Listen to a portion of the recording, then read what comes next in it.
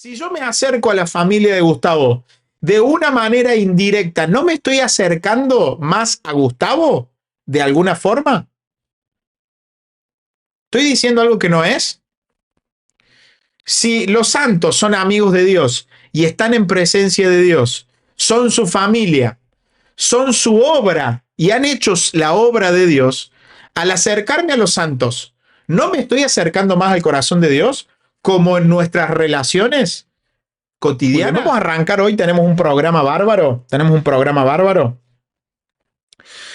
un gran testimonio hoy, como todos los que nos trae el canal amigo de WTN, a cual le agradecemos mucho. Agradecemos al canal WTN y al Ministerio de Regreso a Casa, que gracias a ellos podemos ver este material, lo podemos doblar y lo podemos reaccionar en castellano, así que le damos muchas gracias a ellos. El video original va a estar en la descripción, va a estar el video original en inglés. Nosotros lo que hacemos es doblarlo al español y por eso lo podemos tener en habla hispana, así que eso está muy bueno, lo podemos tener en habla hispana, así que damos gracias a Dios por eso. Bueno, muy bien. Habiendo dicho esto, vamos a escuchar. El que vamos a escuchar hoy yo no lo he visto porque me gusta verlo con ustedes. Es un ex pastor bautista del cual que creo que nos va a dar mucha tela para cortar. Así que sin más, vamos a poner play y vamos a escuchar. ¿Sí? Vamos con todo.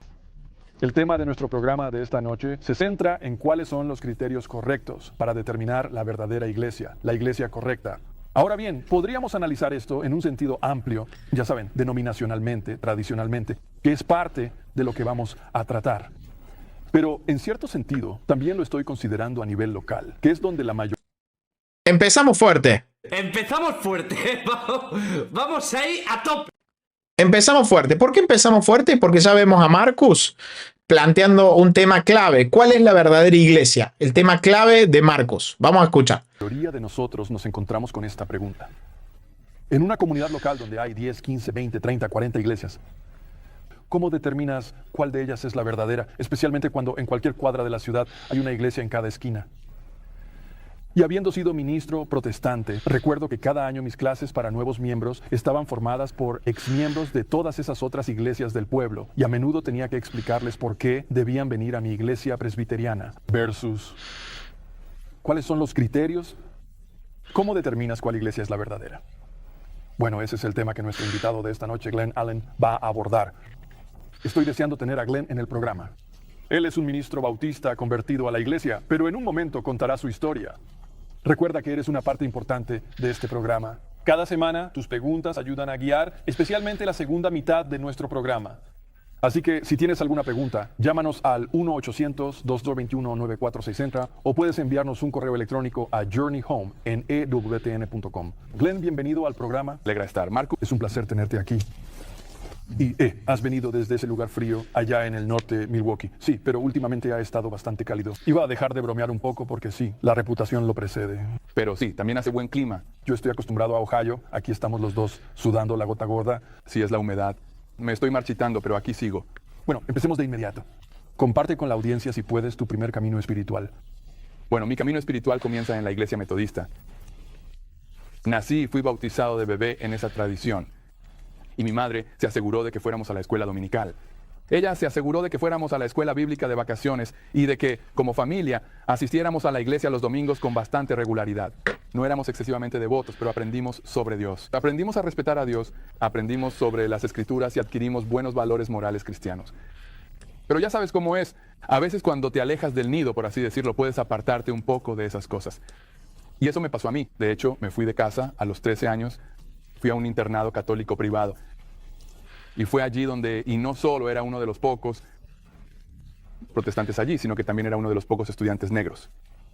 Y entonces, como protestante, no estaba obligado a ir a misa. Así que ya sabes, no tenía que hacerlo. Fui a un par, pero no me llamaron la atención. Unas cosas un poco raras. Así que dejé de ir. Y en las clases de religión, simplemente me dejaba llevar hasta que pudiera sacar una nota. Y en 4 años nadie realmente me habló de su fe, nadie me la explicó, nadie intentó convertirme. Yo estaba allí por una buena educación sobre Jesús. Obtuve las 4 R's, bueno, 3 R's, no obtuve la cuarta. Aprendí a leer, escribir y aritmética, pero no aprendí religión.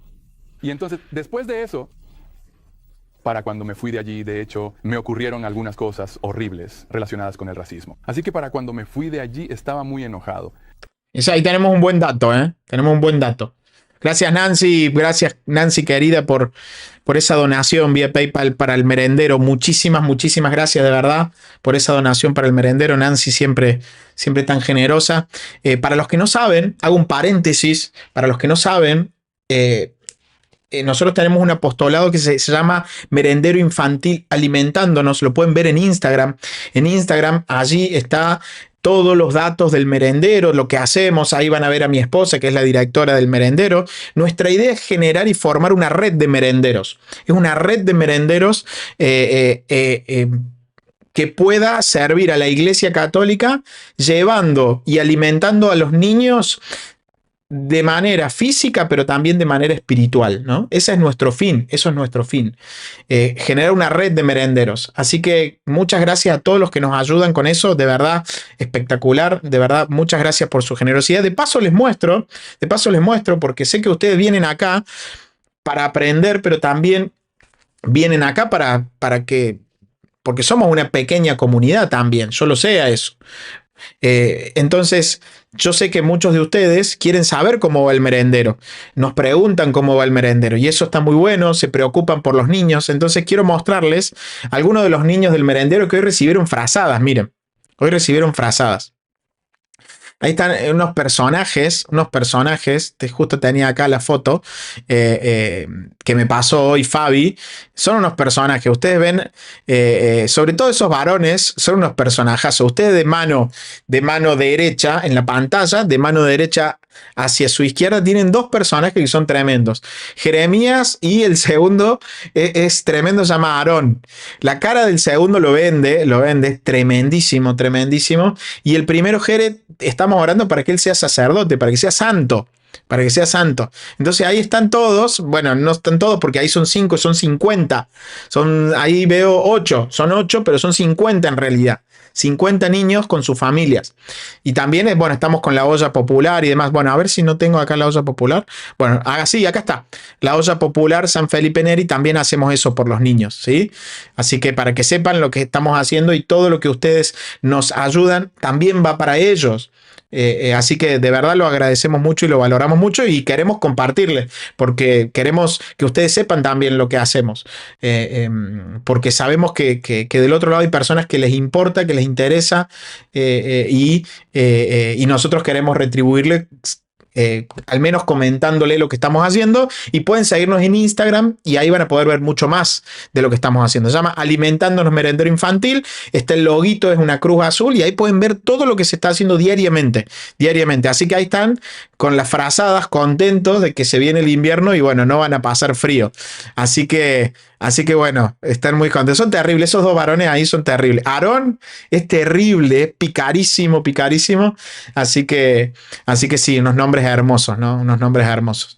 Así que eso, haciendo paréntesis, para que sepan todo lo que hacemos y de verdad, muchas gracias a ustedes por todo su apoyo y por todas sus oraciones y por ayudar y apoyar de diferentes maneras. De verdad que lo podemos ver y estamos muy agradecidos, y los que quieren ayudar lo pueden hacer vía PayPal. En el comentario fijado del chat, yo lo voy a fijar en el comentario fijado del chat, está el link de PayPal para todos los que nos ayudan. De verdad, muchísimas gracias. Y también tienen, como pueden ver del otro lado, en la otra esquinita, del otro lado de allá, tiene un código QR para todos los que nos quieren ayudar voluntariamente, lo pueden hacer, y principalmente valoramos mucho sus oraciones.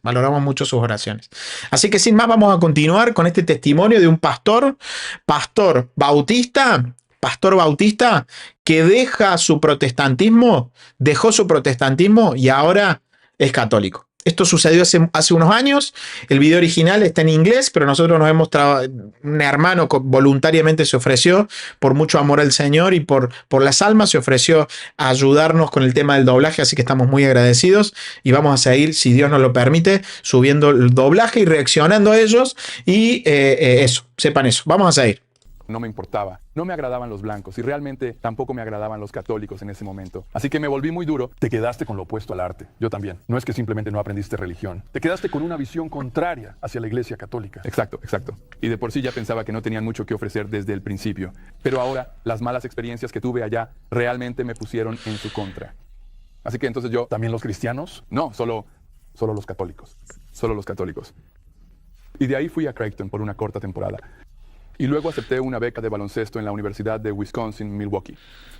Y ahí fue donde conocí a mi futura esposa, Elaine. Ahora, Elaine es lo que... No sé si conoces este término o no. Ella es una PK. Eso significa que es hija de un pastor. Su padre era uno de los ministros bautistas más prominentes de nuestra comunidad.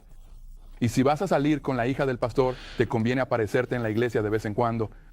Así Claro. que empecé... ¿Es bautista? Especialmente si es bautista. Así que empecé a ir más a la iglesia y también empecé a volver más a la iglesia metodista de mi mamá. Así que de alguna manera volví a estar más consciente religiosamente.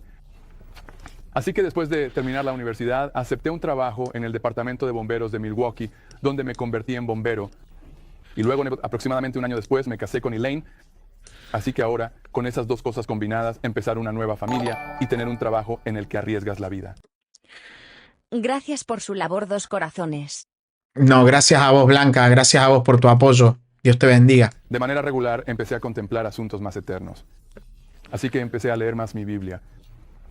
Un par de bomberos cristianos me compartieron su testimonio. Y así me convencí de que necesitaba conocer al Señor.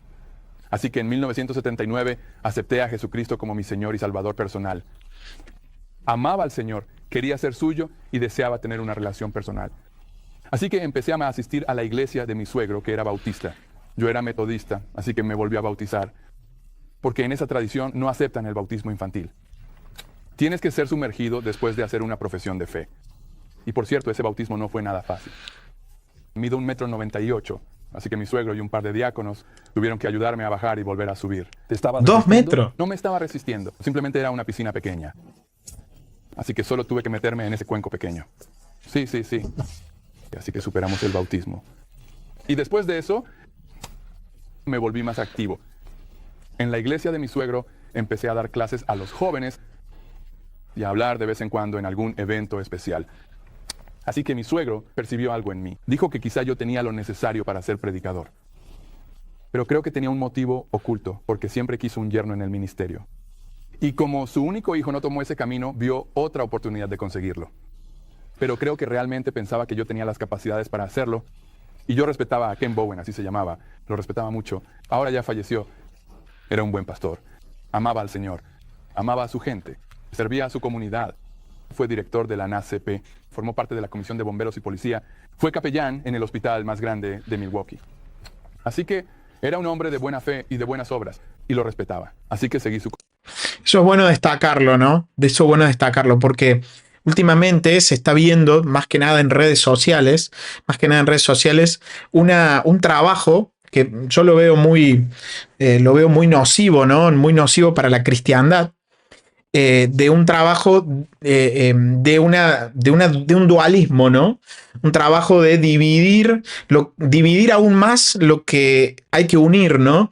Entonces, cuando él dice que el pastor, su suegro, era una excelente persona, un hombre de fe, yo entiendo de que la gran mayoría de los cristianos, que no son los de redes sociales, que odian a la Iglesia Católica y buscan lastimar a las personas, la gran mayoría no es eso. El círculo de las redes sociales es un círculo muy pequeño.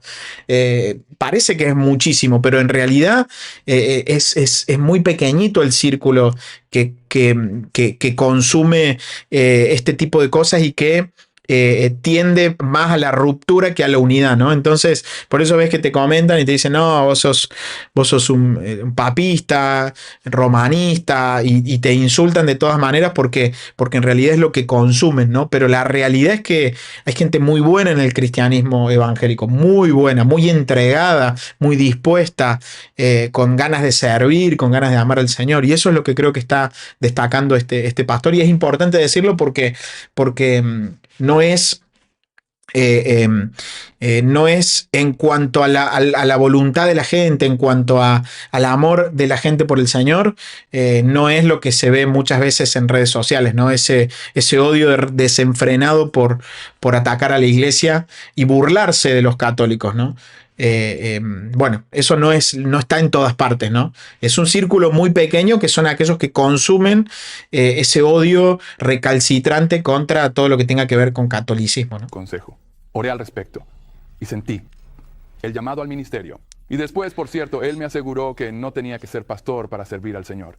No tenía ninguna ambición de ser pastor, pero quería servir al Señor de alguna manera. Así que ahí estaba yo, ahora como nuevo ministro. Él me autorizó para predicar y a partir de ahí seguí adelante. ¿Y tu esposa está emocionada con todos estos cambios en tu vida? Oh, sí. Oh, sí, por supuesto. Quiero decir, ella estaba, ya sabes, su padre y yo nos hicimos buenos amigos. A veces él decía, creo que piensa que tal vez tú eres su hijo, yo soy su hija y pasa más tiempo contigo. La pasábamos muy bien. Él venía a la casa, nos sentábamos en la oficina y hablábamos durante horas, así que teníamos una buena relación. Vamos a introducir el tema, este criterio para elegir una iglesia católica. En tus días como bautista, ahí estabas, creciste como metodista y ahora eres bautista. Si piensas en cuando eras bautista, ¿cómo habrías respondido a esa pregunta? ¿Cuáles son los criterios para determinar cuál de todas estas iglesias es la verdadera? ¿Sabes? Algunas personas eligen una iglesia por diferentes razones, ya sabes. Y es tener un pastor elocuente y bueno, el coro canta bien.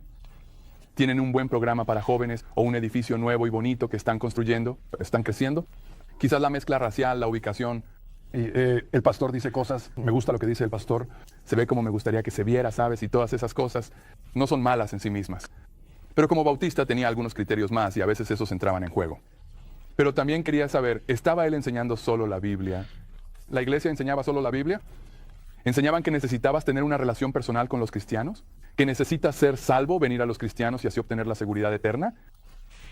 Después de eso, cuando hacías la profesión de fe, te bautizaban por inmersión como ejemplo de los cristianos y tenían una enseñanza bíblica buena, sólida y fuerte. Teníamos eso y una comida conmemorativa una vez al mes. No mucho más, pero esos son principios importantes. Así que yo me fijaba en esas cosas. Luego, esos otros aspectos periféricos entraban en juego, pero a veces llegaban a pesar más que las otras cosas. Porque todas las iglesias bautistas tienen esas creencias. Entonces, ¿cómo eliges? ¿Se reduce al estilo? ¿Se reduce al carisma? Sabemos que hay iglesias bautistas que ven a otras iglesias bautistas casi como si fueran enemigas. Sí, sí. No se llevan bien. Y por ejemplo, la iglesia de mi suegro es muy estructurada. Él era bautista. Ha habido otras iglesias bautistas, nada estructuradas, ¿no sabes? Así que, ya sabes, no puedes meter a todos los bautistas en el mismo saco. Pero entonces era difícil intentar abrirte camino entre todas estas cosas y tenías que usar otros criterios. No era difícil, una iglesia en cada esquina. ¿A cuál vas? Y a menudo era Claro. porque un grupo en particular enfatizaba esta escritura, mientras que otro grupo podía enfatizar otra escritura sobre el mismo tema. Sobre el tema, Ellos sacan una escritura y la usan. eras salvo solo por la fe, con la evidencia de hablar en lenguas. Sabes, hay algo que pueden usar para diferenciarse de las masas. Y tenías que, ¿cómo resuelves eso? Y sé que por tu experiencia, eso también fue una lucha personal al momento de elegir entre diferentes iglesias. Sí, sí. Y lo que pasó fue que después de que yo, Pero quiero decir, dentro de tu familia. dentro de mi familia, sí, éramos un grupo muy unido. Y todos estábamos en la iglesia de Memphis en ese momento y nos llevábamos bien. Pero luego, más o menos al mismo tiempo que yo me salvé, muchos de mis hermanos también lo hicieron. Bueno, noté que algo estaba pasando. Tenías 9 hermanos y hermanas. 9 hermanos y hermanas, así que tenemos una familia grande. Éramos suficientes personas como para poder entrar en... Protestantes pequeños. Exacto. Teníamos pentecostales, bautistas, no denominacionales, orden de la fe y así sucesivamente. Podíamos abarcar casi todos los grupos y así lo hicimos. Nos salvamos y luego empezamos.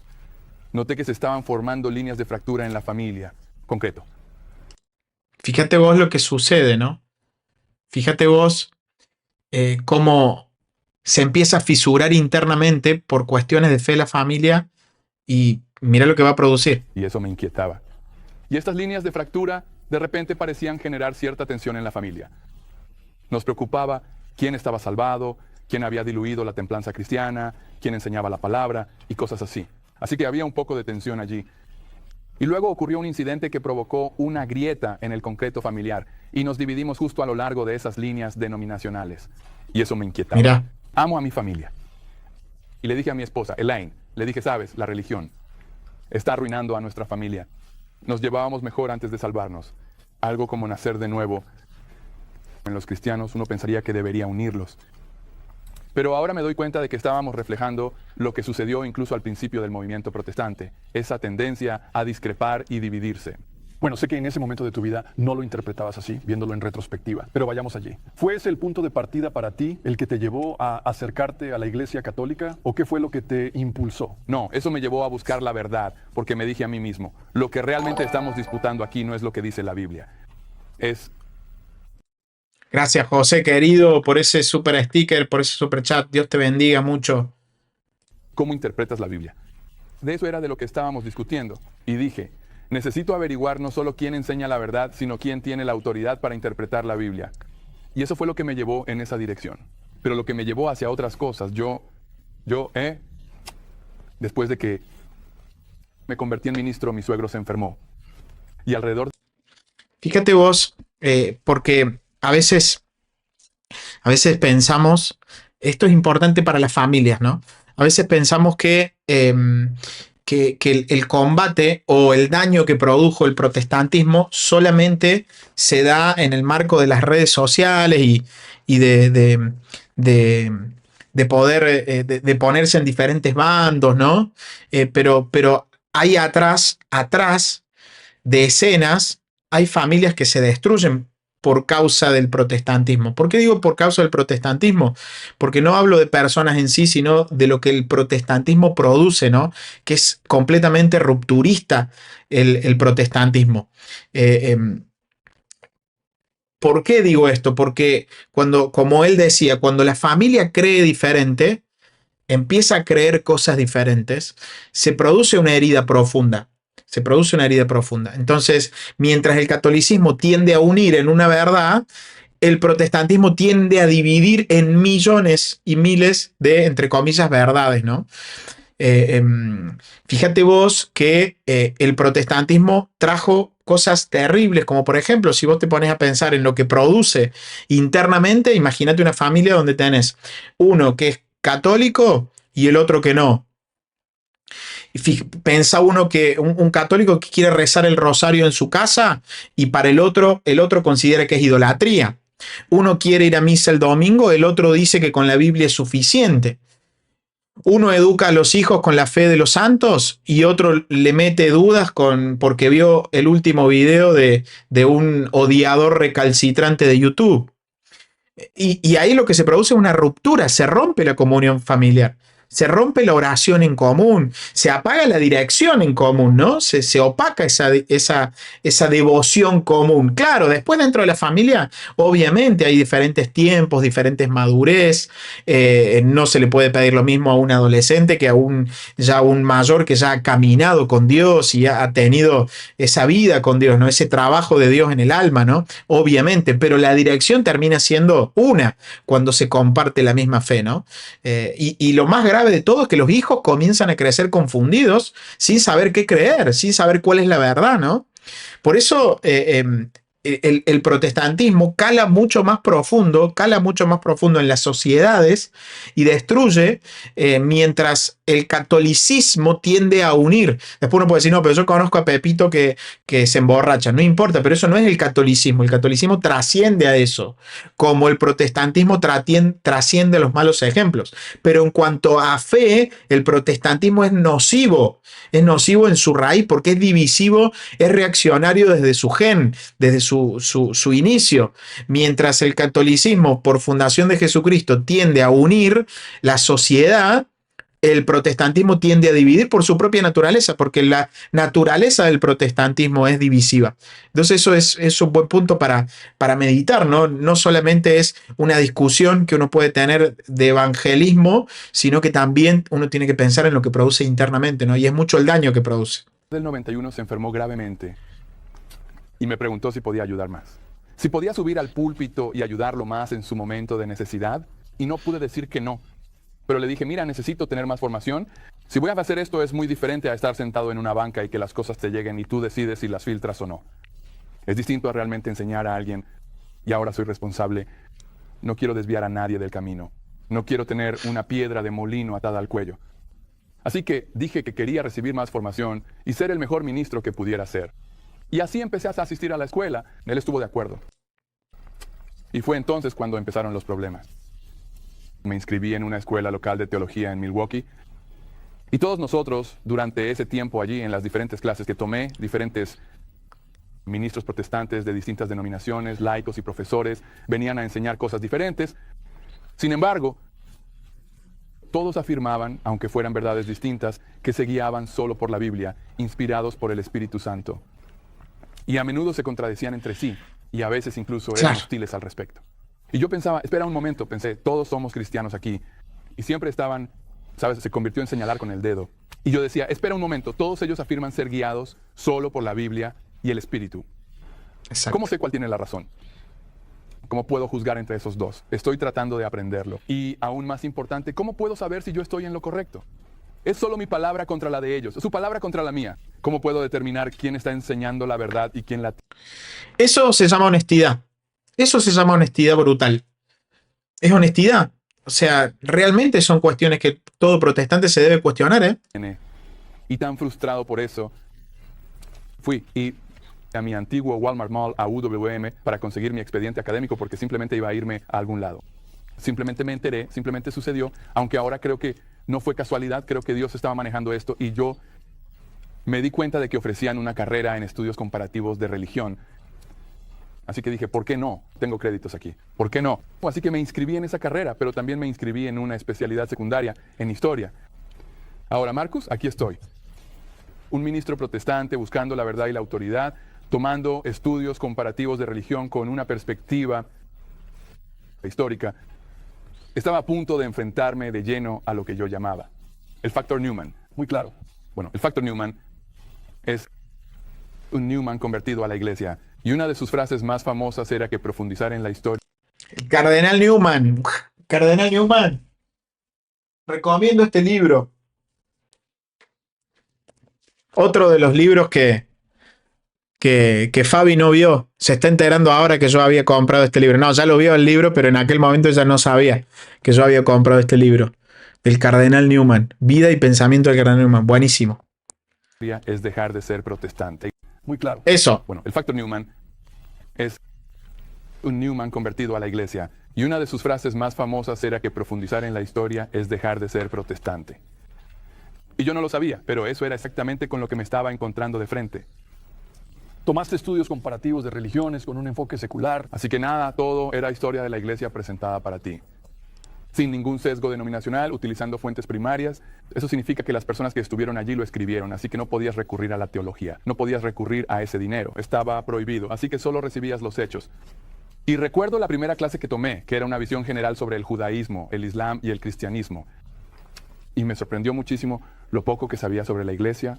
Sí, me sentí tan defraudado, un poco enojado, de que todas estas cosas me las hubieran ocultado. Al mismo tiempo, estaba muy emocionado por ello. Estaba aprendiendo, pero recién ahora estaba conociendo, como dice Paul Harvey, el resto de la historia sobre los cristianos. Llego a casa y le digo a Elaine, le dije, no lo vas a creer.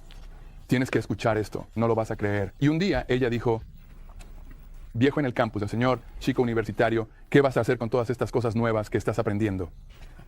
Le dije, no lo sé, no tengo idea. Pero sabía que ya estaba enganchado. Y luego, una noche, cuando realmente me inquietaban algunas de las cosas que estaba aprendiendo, no podía dormir. Me levanté, fui a la sala y oré. Dije, Señor, no me importa lo que los bautistas digan que es verdad. No me importa lo que los católicos digan que es verdad. No me importa lo que los metodistas digan que es verdad. Quiero saber lo que tú dices que es verdad.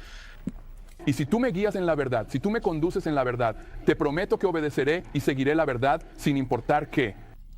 Te lo pido, en el nombre de Jesús, guíame, condúceme. Gracias, Jesús. Amén. Ya sabes lo que dicen.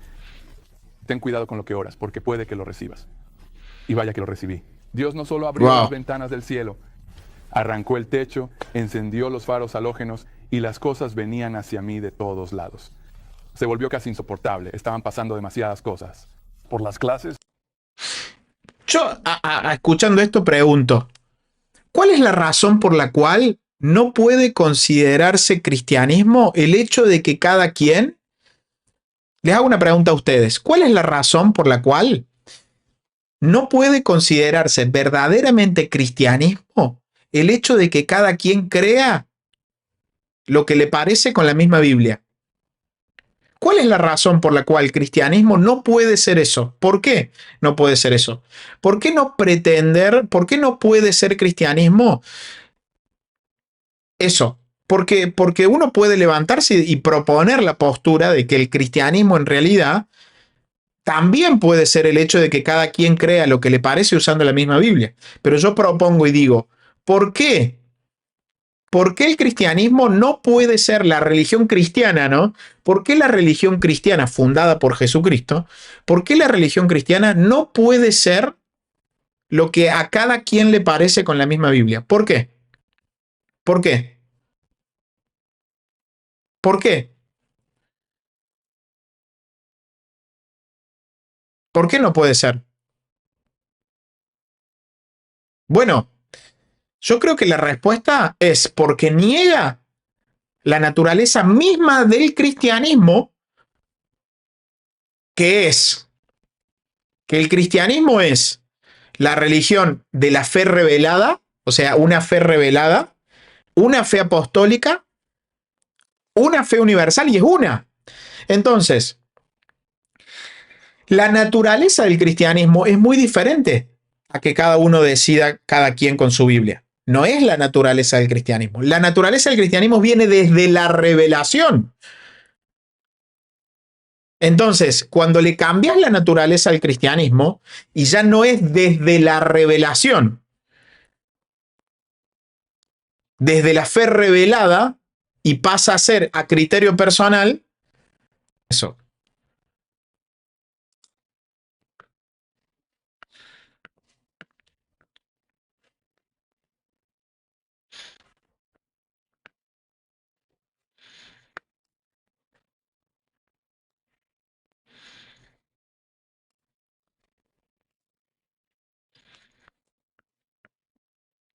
Se ve bien, nos trabamos un segundo, pero se ve bien, volvimos, volvimos, espero que sí, espero que hayamos vuelto, espero que hayamos vuelto. Ahí está, bien, bien, me quedé, parecía que me había ido, pero no, acá estoy. O sea, Cristo no vino a lanzar, no vino a lanzar ideas sueltas para que cada quien las interprete a su modo. No, no. La naturaleza del cristiano, uno tiene que plantearse como cristiano, como protestante, tiene que plantearse cuál es la naturaleza del cristianismo. ¿Cuál es la naturaleza del cristianismo? Bueno, es una fe revelada, es una. No son muchos tipos de fe, es una fe. Vino a revelar la verdad Jesucristo y a encargarla a una comunidad con autoridad. ¿A quién le dejó encargada esa fe Jesucristo? A una comunidad. ¿Cómo se llama esa comunidad? Iglesia. Iglesia se llama esa comunidad. Cuando cada quien interpreta por su cuenta, ya no es fe recibida. Fíjate bien, cuando uno comienza a interpretar por su cuenta, ya no es fe recibida. Es una construcción personal. Fíjate bien. Y medita en esto. Cuando cada quien interpreta por su cuenta, ya no es fe recibida. Uno puede decir, no, pero yo recibí la Biblia. Claro, pero lo que te da la sola escritura son diferentes tipos de fe, diferentes creencias la sola escritura. La sola escritura te lastima, te daña, te daña,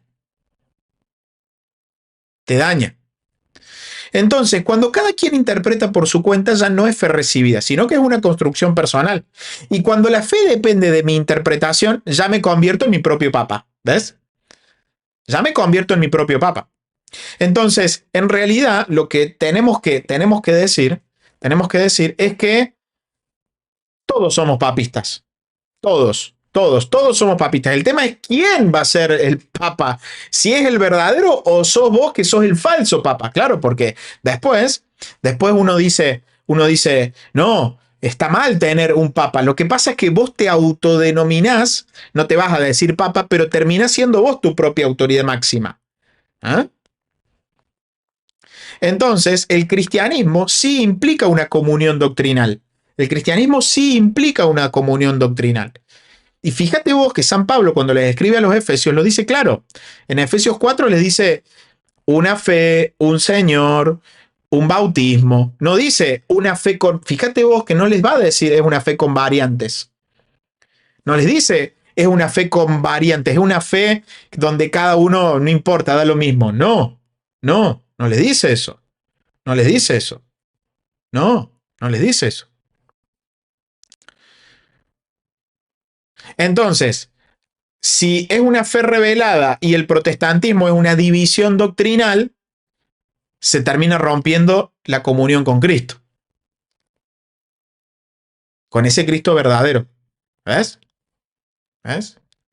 Porque en realidad el protestantismo, lejos de alejarse del papismo, lo practica más que nadie. Fíjate vos, parece una tontería, pero lejos de ser un acto de humildad, el protestantismo es un acto de soberbia. ¿Por qué? Porque ahí es donde realmente se vive el papismo. Donde cada quien es su propio papa y si no, uno le termina entregando a un pastor la autoridad de papa. Porque se la termina entregando. Porque no siempre es uno la autoridad final, sino que a veces, en ocasiones, termina siendo a quien yo le otorgo esa potestad del papismo. Entonces el protestantismo termina siendo más papista. Más papista. Yo sé cómo funciona. Yo estuve muchos años y yo sé cómo funciona. Y no solamente por mi comunidad, sino porque el protestantismo funciona de esa manera. ¿Mm?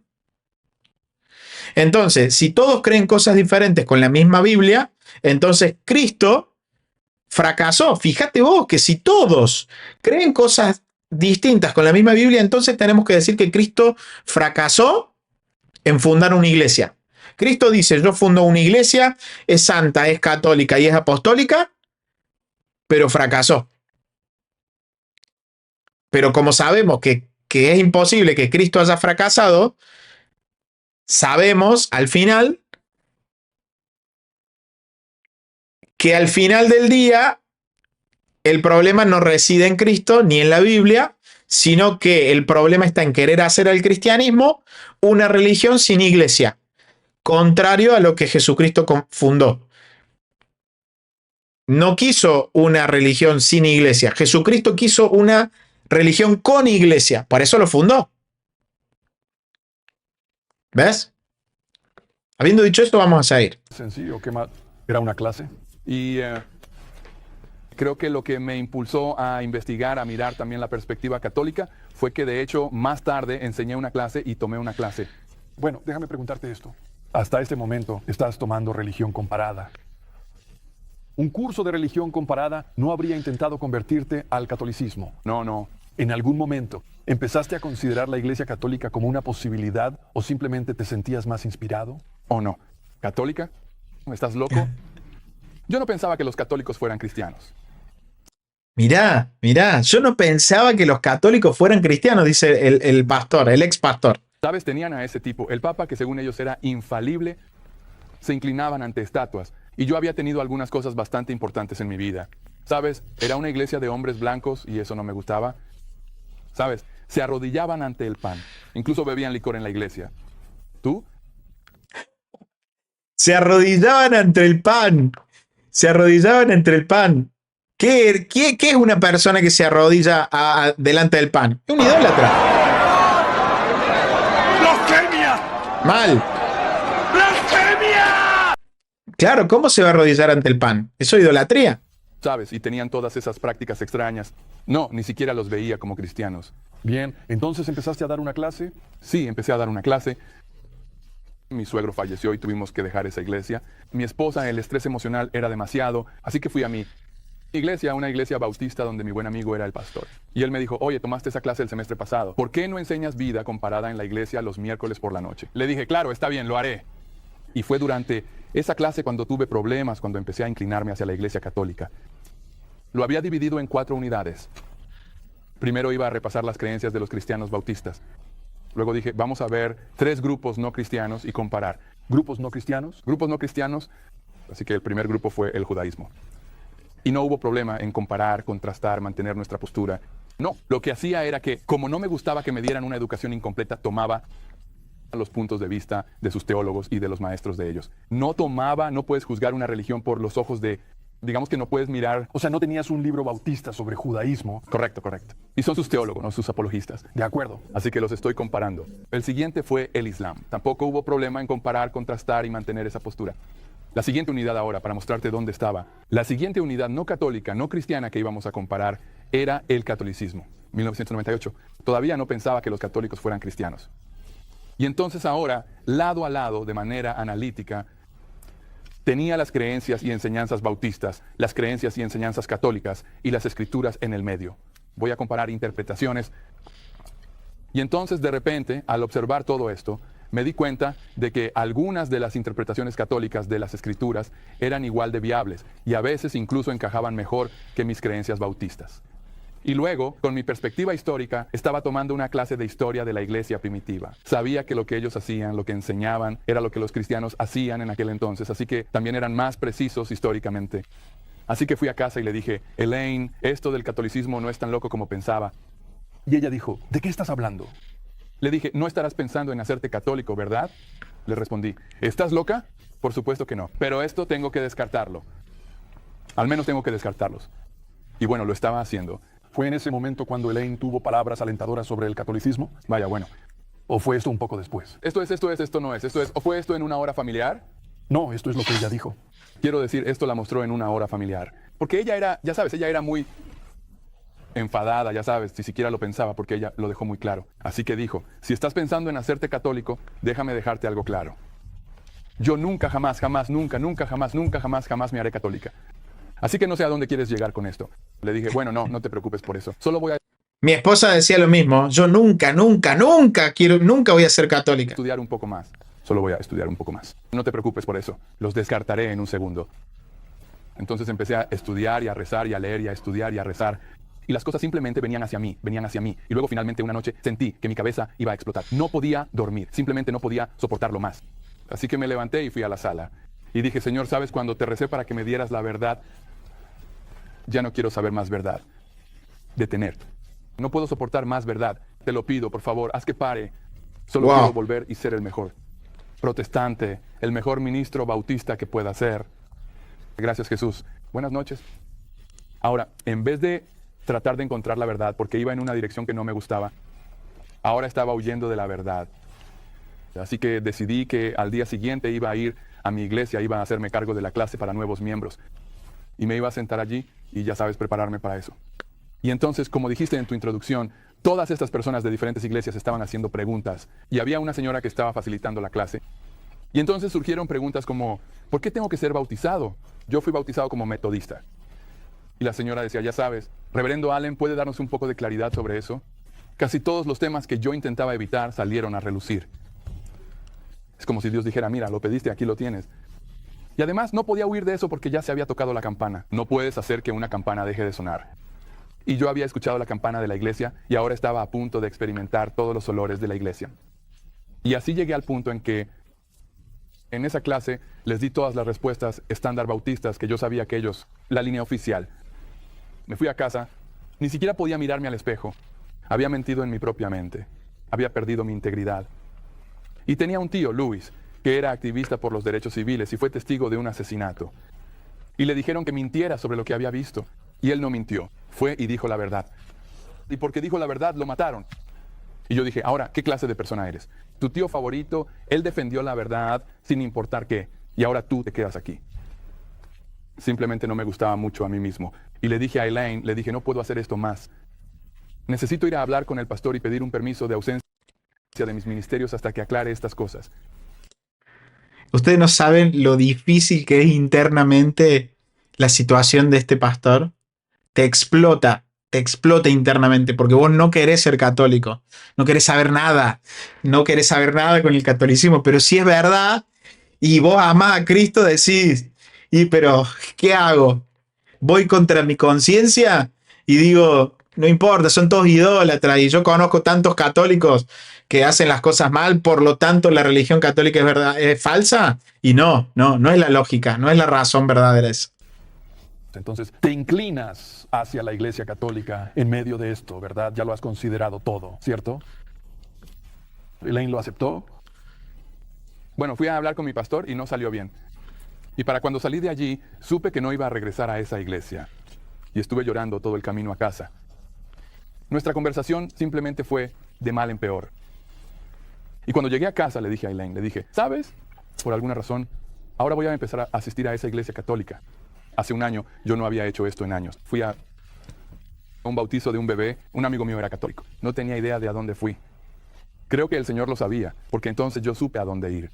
Sabía que tenía un lugar a donde ir cuando estaba confundido, pero le dije que iba a empezar a ir a la iglesia católica. En ese momento llevábamos casados unos 21 años y realmente nunca habíamos tenido una discusión seria. Durante un par de meses apenas hablamos. Ella estaba muy enojada, muy enojada. Yo estaba deshonrando a su padre. Le estaba causando una gran vergüenza. Sus amigas pensaban que yo estaba loco. La esposa del pastor la llamaba y le decía, solo aguanta, él entrará en razón. ¿Sabes? La gente decía, ¿y tus hijos? ¿Sabes? ¿Qué vas a hacer? ¿Sabes? ¿Y tu salvación? Incluso un familiar me dijo, ¿sabes? No puedes llegar al cielo desde la iglesia católica. Y lo Todo oposición, todo oposición. decía en serio, ¿sabes? Así que todas esas cosas estaban pasando y ella estaba completamente devastada. Y no quería escuchar nada al respecto. Así que simplemente me hice a un lado, oré y le pedí a Dios. Le dije, Dios, tú sabes, somos una sola carne. Ya sabes, yo de alguna manera lo llevé conmigo, como hizo Abraham. Sabes, si tú quieres que yo haga este camino, me gustaría que trajeras a mí otra mitad.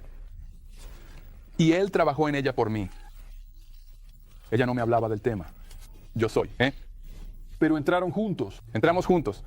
Sabes, fue increíble porque yo ya me había rendido en cuanto a tratar de convencerla, pero dejé que las cosas fluyeran. Ya sabes, el Espíritu Santo es maravilloso en la forma en que obra. Vi señales de que ella estaba cambiando de opinión. Por ejemplo, me hacía una pregunta sobre esto, yo le respondía y luego me retiraba. Y algo importante fue que me permitió llevar a los niños a misa, y ninguna buena madre va a dejar que sus hijos vayan a algo que ella piensa que es perjudicial. Y ella empezó a notar cosas con las que yo estaba luchando, como la sola escritura. Yo estaba luchando con eso. Ella lo vio por sí misma. ¿Sabes? Una noche gritó, es culpa de Dios. Le dije, ¿de qué estás hablando? Ella dijo, es culpa de Dios que esta Biblia no sea lo suficientemente clara para que todos la lean y la entiendan. Nadie puede leer estas cosas y entender. ¡Ey! Es buenísima eso que dijo, es buenísimo. Mirá, A lo de Dios. Le dije, mirá. y ella empezó a notar cosas con las que yo estaba luchando, como la sola escritura. Yo estaba luchando con eso. Ella lo vio por sí misma. ¿Sabes? Una noche gritó, es culpa de Dios. Le dije, ¿de qué estás hablando?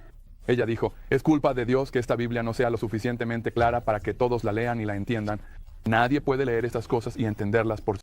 Fíjate vos que te terminas llevando al ateísmo o al agnosticismo.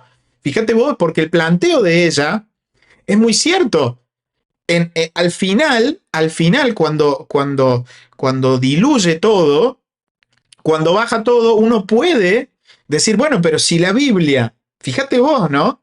Porque si la Biblia, cuando uno la lee, puede llegar a diferentes conclusiones, es culpa de Dios. Es un razonamiento lógico, es una consecuencia lógica. Si leyendo la Biblia y rezando mucho, orando mucho, van a llegar a conclusiones diferentes, entonces la culpa es de Dios. ¿En qué año ¿O no? nació el presidente de Japón? ¿O no? Diablo, qué difícil me la pusiste. Qué difícil me la puso, diablo. Está fácil. Fácil. Para mí no está fácil, para ti está fácil. Yo podría decir, mira, Dios, Señor, yo sé que sos bueno, yo sé que sos misericordioso, pero si dejaste una Biblia como autoridad final, fíjate vos, como autoridad final, no como autoridad sola, porque es autoridad, claro que es autoridad, pero no sola, no sola. Uno puede decir, si dejaste una Biblia para filtrarlo todo y que cada quien filtre como mejor le parece por medio de la Biblia, yo puedo decir, te equivocaste. ¿Por qué? Porque todos llegan a conclusiones diferentes, entonces al final la culpa termina siendo de Dios. ¿Ves? Sí solo. ¿De qué estás hablando? Ella dijo, es culpa de Dios que esta Biblia no sea lo suficientemente clara para que todos la lean y la entiendan. Nadie puede leer estas cosas y entenderlas por sí solo. Le dije, eso es, acabas de descubrir por qué la sola escritura no funciona. Y así, finalmente ella llegó al rito de aceptación, pasó por todo el proceso. Y luego, un domingo, estábamos sentados en misa y ella entró, se sentó y dijo, estoy lista para intentarlo. y Dios había obrado un milagro. Algún día contaré su historia, cómo Él la convirtió, pero me siento bendecido y afortunado porque muchos ministros que pasan por esto, sus esposas no los acompañan. Toma mucho tiempo. Toma mucho tiempo. Me alegra que Dios me haya bendecido con una buena mujer. Ahora, brevemente, a menudo A mí me tomó 3 años. Y, a ver, adivinen en cuánto tiempo mi esposa era más católica que Juan Pablo II. ¿En cuánto tiempo? A ver, tiren número. ¿En cuánto tiempo mi esposa era más católica? ¿En cuánto tiempo le llevó a mi esposa creer? Y a mí fue 3 años de combate, porque yo, después hay matices, ¿no? Hay diferentes etapas dentro de esos 3 años. Pero mi esposa, ¿cuánto tiempo? A ver, tiren un tiempo. cuando especialmente hombres como tú, cuyos dones y énfasis en el ministerio estaban en el ministerio pastoral, se hacen católicos. ¿Sigues involucrado en algún apostolado ahora? ¿Sigues usando tu don? Nieve. Él. La parroquia a la que fui me adoptó como uno de los suyos. Me dan responsabilidades. Estoy enseñando en el RICA. De hecho, al año siguiente de que entré a la iglesia, mi hermana Michelle se unió a mí en la iglesia. Más adelante también lo hizo mi hijo mayor. Así que tuve la oportunidad de instruir en la fe. Puedo ser lector. Trabajo con los jóvenes. Y entonces, ahora mismo, todavía estoy buscando cuál es la voluntad de Dios para mí. ¿Todavía estás en tus estudios ahora mismo? Él estudiará. Y tomé un año sabático de eso porque mi esposa se enfermó y quería asegurarme de que estuviera bien. Así que veremos qué quiere Dios para mí. Incluso he pensado en él y asegurarme de que ella estuviera bien. Así que veremos qué tiene Dios preparado para mí. Incluso pensé en el diaconado permanente y de hecho lo solicité.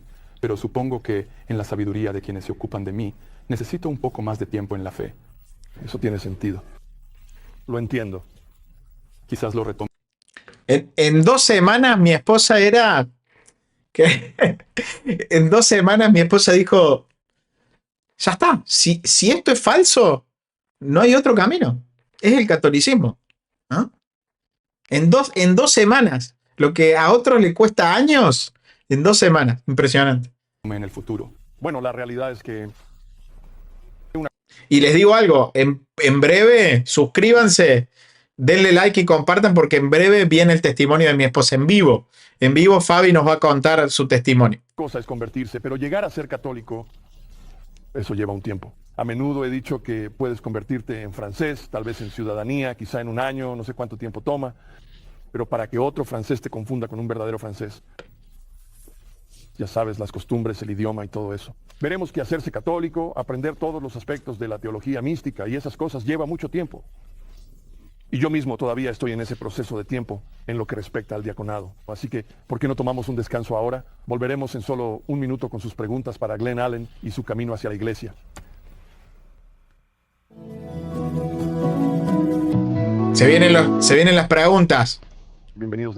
Pero antes de eso, me interesa este comentario porque muchos protestantes dicen esto. Abrazo, Pablo.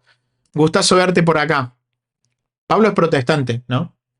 Y esto es una afirmación muy común en el protestantismo. Pero hay que ayudarlos.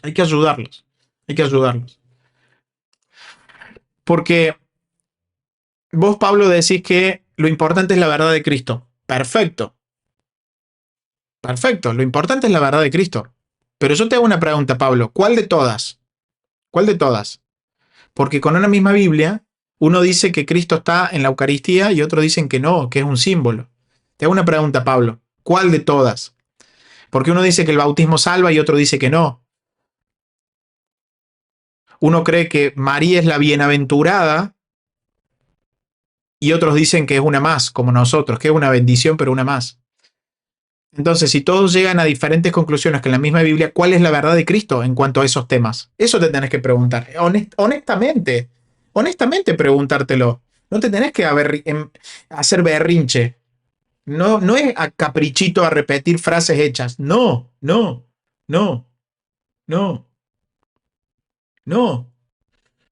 Porque Cristo no dejó una opinión. Cristo no dejó una opinión general cristiana, acordate eso, no dejó una opinión general cristiana, dejó una iglesia con autoridad para enseñar. La verdad de Cristo no cambia con la interpretación de cada uno, no puede cambiar, no es la idea de Cristo, no está permitido eso, no es la concepción de la religión cristiana esa. Porque si de verdad, como protestante, amás a la verdad de Cristo, no podés conformarte con versiones humanas. No te podés conformar con versiones humanas. No te podés conformar con diferentes opiniones humanas. Tu responsabilidad como cristiano es demandarle al cristianismo cuál es la verdad objetiva. Se lo tenés que demandar al cristianismo. ¿Por qué? Porque el cristianismo es la única religión de Dios. Viene de Dios. Entonces, tenés que buscar lo que Él mismo dejó y la iglesia que Él mismo dejó. Si vos decís, es la mía la iglesia que Cristo dejó, genial, pero te lo tenés que demostrar porque sos cristiano. Tenés que ir hasta el fondo de la cuestión. Porque si estás equivocado, la situación es grave, porque vos ya has escuchado otras cosas. Vos ya fuiste expuesto a otra realidad. Vos no vas a poder presentarte delante del Señor y decir, es que yo no sabía de la existencia de una iglesia católica que se decía ser la iglesia verdadera. No vas a estar en esa situación. Entonces, es una situación compleja. Compleja. Entonces, como Jesucristo no dejó una opinión general cristiana, dejó una iglesia, uno necesariamente como cristiano tiene que buscar cuál es. Ese es el punto. Sigamos. De nuevo, nuestro invitado de esta noche es Glenn Allen y ha hecho un excelente trabajo resumiendo un gran viaje, lo cual es cierto para todos nosotros los conversos. Hay muchos detalles en ello, pero lo hiciste muy bien. Mira, pregunta Pablo. Pregunta Pablo. ¿Y tú de cuál es la palmariana? ¿Cuál?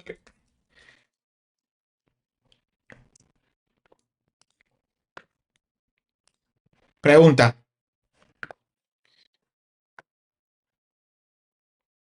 Para que me perdí el comentario. ¿Cuál acá? ¿Y tú de cuál eres? ¿Palmariana, sedevacantista, ortodoxa? Vos me preguntas, Pablo, ¿cuál soy? Me interesa responderte porque me interesa tu bien, ¿no? Te explico por qué. Te explico por qué no soy palmariano. Te explico por qué.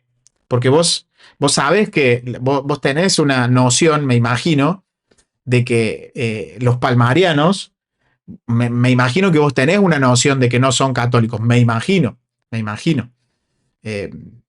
Los palmarianos son una secta que no está en comunión con Roma. No soy sedevacantista porque negar al Papa es negar lo que Cristo instituyó. Pero yo no entiendo cuando protestantes plantean este tipo de situaciones como si fueran situaciones no bíblicas, ¿no? Como que es rarísimo esto, ¿no? O sea, imagínense que en la Biblia está Himeneo, Alejandro, Diótrefes, que salían de la iglesia y se separaban, y eso no demostraba que la iglesia de los apóstoles era falsa, ¿entendés? Es un delirio. O sea, estamos hablando de una iglesia embrionaria que tenía Judas, y no por la existencia de un Judas vamos a negar la iglesia fundada por Cristo. Es delirante, o sea, es como, miren, es como esto, miren. ¿Vieron que muchos ateos dicen, no, los ateos que no creen, que no son creacionistas, dicen no, porque hay multiverso, ¿no? Está el multiverso, ¿no? Es un argumento ateo este planteado por muchos protestantes. ¿Por qué es un argumento ateo?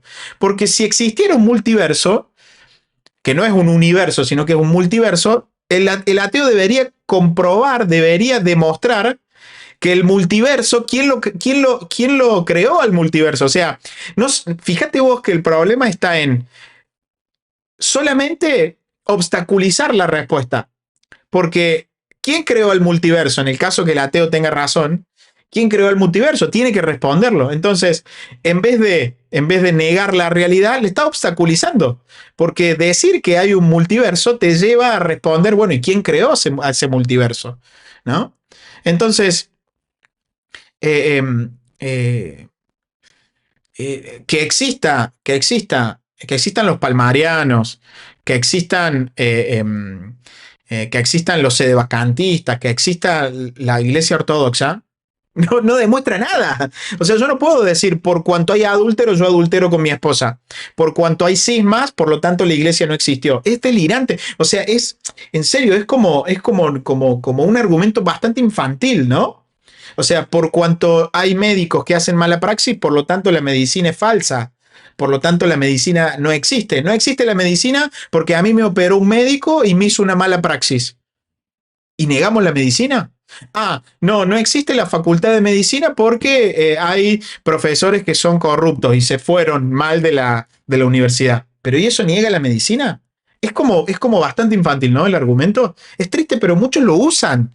O sea, es como, existen palmarianos ortodoxos y sedevacantistas, por lo tanto yo me voy a la iglesia que a mí me parece.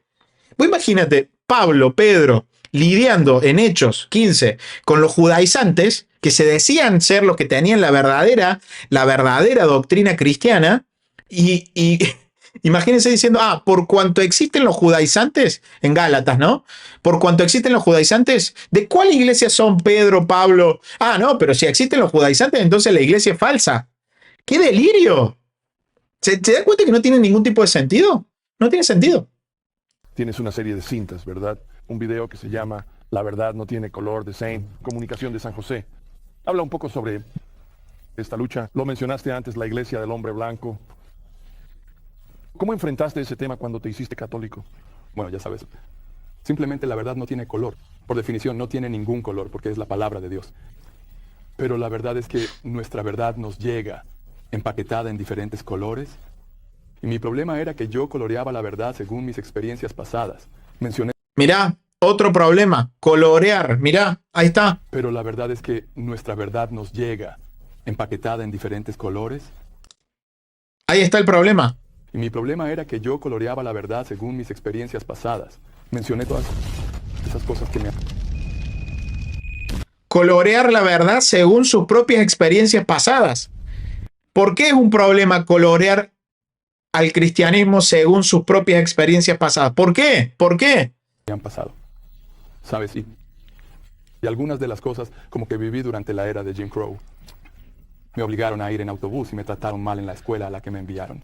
Marché en el movimiento por los derechos civiles, por la vivienda abierta en Milwaukee. Viví los disturbios y vi todas esas cosas. Y como dije, en la escuela me golpearon de manera brutal solo por ser negro. Y veía que las iglesias católicas eran blancas, así que en ese momento no quería escuchar nada de lo que tenía que decir. Pero no se puede colorear la verdad.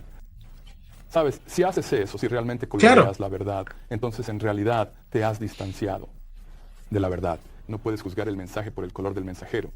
Así que cuando me enfrenté a la verdad de que la iglesia católica se estaba volviendo real para mí, tuve que enfrentarme a eso. Y dije, tengo que escuchar a Mary Luther King, que no se juzga a un hombre por el color de su piel. ¿Por qué? ¿Por qué? ¿Por qué no se puede definir el cristianismo por experiencias? ¿Por qué? ¿Por qué?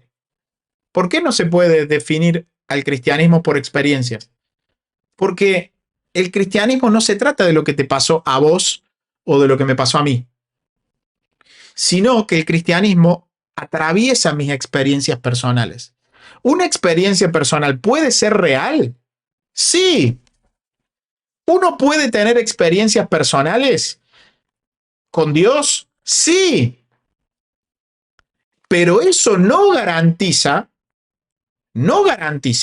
de que uno pueda tener la verdadera interpretación, no garantiza que uno tenga la correcta interpretación, mi experiencia personal, no lo garantiza. Si fuera así, Jesús lo hubiera dicho y no lo dice. No solo que no lo dice, sino que lo niega en la Biblia eso, de que la vara es mi propia experiencia personal. Y un abrazo a todos los que van llegando, no se olviden de dejar un like. Qué lindo verte, Fabiola, Dios te bendiga. ¿Se entiende? O sea, hay personas que han tenido experiencias muy emotivas y han terminado en sectas peligrosas, ¿o no? Pregunta, ¿no hay sectas peligrosas que tienen experiencias muy emotivas? Sí. ¿Y saben lo que dicen? No, porque yo tengo mi experiencia con Dios. ¿Y eso es cristianismo? No. No. Otros, fíjate vos que otros han sentido una paz interna. ¿Han sentido paz cuándo? ¿Cuándo han sentido paz? Y bueno, no, porque yo escuché la predicación del pastor y sentí paz.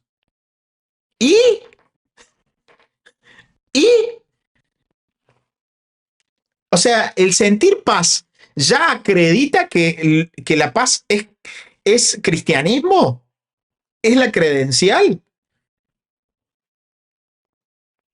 Muchos han sentido incluso paz en doctrinas diametralmente opuestas a las doctrinas cristianas. Han sentido paz con doctrinas diametralmente opuestas. Entonces, ¿qué? ¿Cristo se contradice? ¿El Espíritu Santo es el que inspira confusión? No, no. El cristianismo, fíjate que no nace de una emoción personal, sino que nace de una revelación histórica. Es la revelación el punto. El cristianismo nace de la revelación, que es Cristo la revelación. La revelación es Cristo, nace de la revelación. Pero se manifiesta históricamente, se manifiesta objetivamente. Entonces, las experiencias personales pueden ayudarte, claro que sí. Es Dios el que puso sentimientos, el que puso emociones. Gloria a Dios por eso. Qué hermoso es sentir y tener experiencias personales. Nos pueden ayudar. Pero lo que no puede hacer una experiencia personal nunca, para el hermano protestante que esté del otro lado, nunca, una experiencia personal, nunca. Acordate de esto, nunca puede definir la verdad. Nunca. La experiencia personal no puede definir la verdad. La verdad la define el autor, no la define el receptor. Solo. Con su experiencia personal. No. Jesús dijo, yo soy la verdad. Pero aquel que dijo yo soy la verdad, no dijo solamente yo soy la verdad. No dijo eso solamente, porque muchos van a decir, no, pero Jesús es la verdad. Claro, pero ese Jesús al que vos decís adorar, no dijo solo eso. Dijo a quien a ustedes se escuchan, a mí me escuchan. Bueno, está bien, perfecto. Entonces vos te tenés que preguntar, ¿cuál es esa institución que escuchó las palabras y las escucha hoy y tiene la potestad para definir? Porque es el mismo Jesús que dijo yo soy la verdad. Dijo yo soy la verdad, sí, pero no dijo solo eso. No dijo solo eso, sino que dijo a quien a vosotros escucha, a mí me escucha. La pregunta es, si eso es cierto, que cada uno que piensa diferente diga a quien vosotros escucha, a mí me escucha y se lo acredite para él, si funciona de esa manera, no sirve para nada lo que dijo Jesús. Es relativista. Es relativista. La experiencia personal de cada uno no tiene autoridad para contradecir 2000 años de fe. La experiencia personal no tiene autoridad para contradecir 2000 años de fe apostólica. No lo tiene. No lo tiene. La verdad de Cristo no depende de lo que viviste vos. No depende de lo que viviste vos la verdad de Cristo, sino que depende de lo que Él mismo instituyó. Y eso no se negocia. Vos podés tener una experiencia de irte hasta lo que vos podés decir el tercer cielo, pero eso no define la verdad. Y tristemente hoy el protestantismo ha fomentado eso. Ha fomentado en el día de hoy eso. Por cuanto la verdad se define por la experiencia personal. ¿Cómo sabes que es la iglesia? Por la iglesia en la que vos te congregas. ¿Cómo sabes que es la verdad? Y porque lo siento. Porque lo siento. Pero eso es así lo instituyó Jesucristo. No. Sino por la calidad de su carácter. Tuve que escuchar a Pedro cuando dijo que Dios no hace acepción de personas, que todo hombre que le teme y obra con rectitud le es aceptable. Así que tuve que superar eso. Y luego pensé, bueno, ya sabes, mucha gente intenta pintar a Jesús de diferentes tonos. Y eso está bien. Él es el Señor de todos. Pero si tuviera que quedarme con el Jesús histórico, podría haber adivinado. Solo estoy adivinando aquí. Diría que probablemente se veía como un hebreo, ya sabes. Pero ¿y si no era así? ¿Y si se veía como un europeo de cabello rubio y ojos azules? ¿Y si no era así? Entonces, ¿se veía así? ¿Debería rechazar lo que dice solo porque no me gusta cómo está presentado? No. Así que tuve que superar esas cosas. Y no basar lo que escuchaba en el color de la persona que lo decía. Y además, ya sabes, ese viejo argumento de que es una iglesia de hombres blancos. La iglesia es una iglesia universal. Y sí, en Estados Unidos parece ser así. Porque es un país protestante, fundado por protestantes, y la mayoría de los negros aquí son protestantes. Pero eso no es una cuestión de cultura o teología. Es una cuestión de esclavitud. ¿Sabes? La mayoría de los dueños de esclavos eran protestantes. Ahora, había algunos dueños de esclavos. La mayoría de los dueños de esclavos eran protestantes. ¿Por eso el protestantismo es falso? No, no, no. No es falso por la maldad que puede haber dentro del protestantismo. Es falso por muchísimas otras cosas que atraviesan la maldad. Como tampoco el catolicismo es falso por los malos ejemplos católicos. No, no. Esclavos que eran católicos o estaban en zonas católicas. Y allí tenemos muchos católicos negros en Maryland, Pensilvania, Kentucky y Nueva Orleans. Así que eso fue una circunstancia de la historia, eso. Pero si miras a nivel mundial, si ves el panorama más amplio, hay más de 100 millones de africanos católicos. Haces un buen apunte. Estábamos hablando antes, hablamos de tantas cosas que obviamente no tenemos tiempo para todo en este programa, pero una cosa que señalaste fue el primer sacerdote negro ordenado en Estados Unidos. Sí, Tuvo que ir a otro lugar para ser ordenado. así es. Augustus Tolton tuvo que ir a Roma para ser ordenado porque ¿Cuándo fue esto? ¿18? en 1886 fue ordenado. Y tuvo que ir a Roma porque ningún obispo en Estados Unidos quería ordenar a una persona negra. Así que sí, eso ha sido. Esta iglesia, como cualquier institución, ya sabes, el racismo no es. Pero iba a decir, el punto era que desde Roma, desde la perspectiva de Roma, que ha ordenado a hombres de todas las culturas. Exacto. Era una imagen completamente diferente. Y Roma siempre ha sido más progresista que Estados Unidos en esos asuntos. El Papa Gregorio XVI prohibió la trata de esclavos en 1829, creo. Sabes, teníamos santos negros. Desde hace mucho tiempo, por ejemplo, Moisés el Negro, en el siglo IV. Así que siempre fue progresista. Ellos van a... Y eso fue lo que vio un laico católico llamado Daniel Rudd. Él nació alrededor de 1854. Y él vio que la mejor esperanza para la gente negra estaba en la Iglesia Católica, porque tenía la experiencia de tratar con el cruce de culturas y naciones. Y todo eso Mira eso. Qué bueno, qué hermoso. a lo largo de sus 2000 años de historia. Él decía que si se lograba que la Iglesia Católica viviera según sus propios estándares, sería la mejor opción. El mejor lugar para la gente negra, porque en el altar todos somos iguales. Así que, de hecho, permíteme corregir algo que dijiste, porque esto tiene mucho que ver con que la Iglesia Católica viva según sus estándares. Lo siento, eso es lo católico, ¿verdad? Sí. Uno trataría de vivir según ese estándar, pero nunca lo logras completamente. Y eso es lo que dije. No juzgas a la iglesia por los individuos. Sabes que la iglesia es indestructible, es santa, pero a veces no actuamos como deberíamos, ya sabes, somos nosotros, ¿verdad? Tomemos esta primera pregunta, Robert en Ohio. Señor Allen, actualmente estoy teniendo conversaciones con un bautista que afirma que no es protestante. Él dice que sus raíces no están en la Iglesia Católica. Dice que él no está, entre comillas, protestando contra nada. Él rastrea sus raíces espirituales hasta Jesús a través de, entre comillas, otros creyentes bíblicos a lo largo de los siglos. Fin de la cita. Afirma que los bautistas son el remanente que no fue corrompido por Constantino ni por la Iglesia Católica. ¿Cómo le responderías a él? Gracias, Robert. Bien. He escuchado eso cuando mi ministro me lo dijo, ya sabes, que la iglesia apostató bajo Constantino. Y yo pienso, espera un momento, después de Constantino, ¿no fue cuando se formuló la doctrina de la Trinidad? Después de él se formuló la Biblia. Entonces, ¿cómo puede la iglesia de los apóstoles obtener las escrituras y la doctrina de la Trinidad y la naturaleza de Cristo, verdad? Así que algo no cuadra ahí. Y en cuanto a que él sea el creyente bíblico original, la Biblia, ¿qué hicieron durante los primeros 4 siglos entonces? ¿Cuál fue tu destino? Porque no había una Biblia terminada. Sin Biblia No había un canon recopilado. Así que si eras solo un creyente en la Biblia, no tenías iglesia durante los primeros 400 años. Para ser la verdadera iglesia, o para estar conectado con los cristianos originales, tienes que ser apostólico. Tienes que poder conectarte con los apóstoles. Y no me refiero solo a palabras, ya sabes, espiritualmente desconectado. Tienes que mostrar una conexión física, rastrearte hacia atrás, hasta los apóstoles y Pedro. Claro, Y es eso. Y no me refiero solo a palabras, ya sabes, espiritualmente desconectado. Es eso.